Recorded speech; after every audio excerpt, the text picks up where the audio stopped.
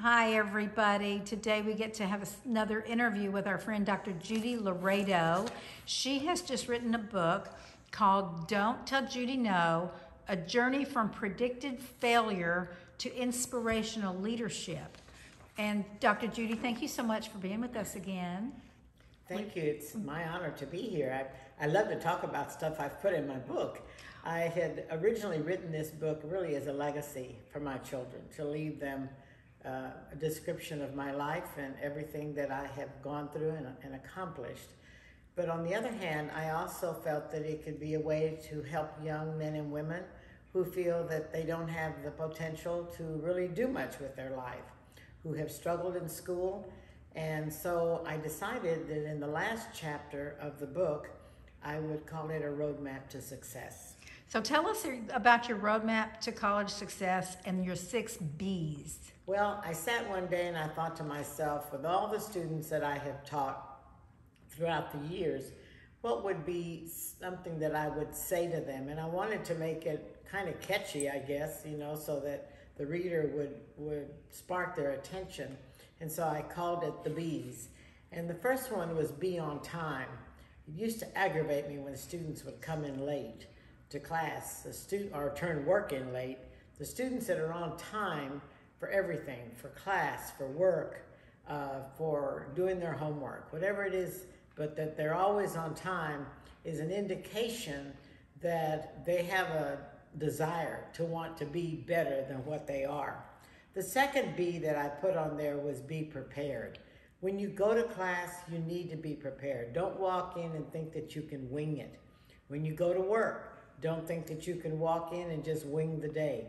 You have to be prepared for whatever challenge you're going to face. The next B was to be attentive, and that's to pay attention. To be attentive to your surroundings, to be attentive to the work you have to do, to be attentive to your environment in school. The next one was to be a note taker. I used to watch the classrooms and I could see the students that were taking notes and those that would just listen. Now, some students are auditory listeners, but usually with minority students, they're not. They're auditory, they're visual, they're tactile, meaning they have to touch or write what they're hearing. And so note-taking is very, very important. The next B was, to me, is absolutely important, and that's to participate. To participate in class, to participate in outside events on your campus, to participate in organizations. Participation says something to your teachers.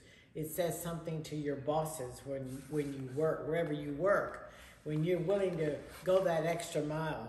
And the last B was really to show initiative, to be an initiator. Don't wait for someone to do it for you.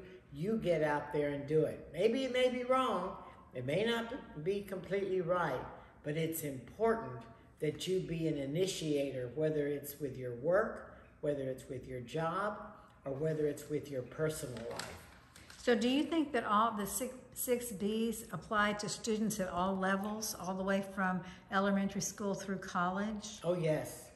It doesn't make any difference. In fact, you're going to see students in the elementary schools that have all 3 B's. And then you're going to see students that don't.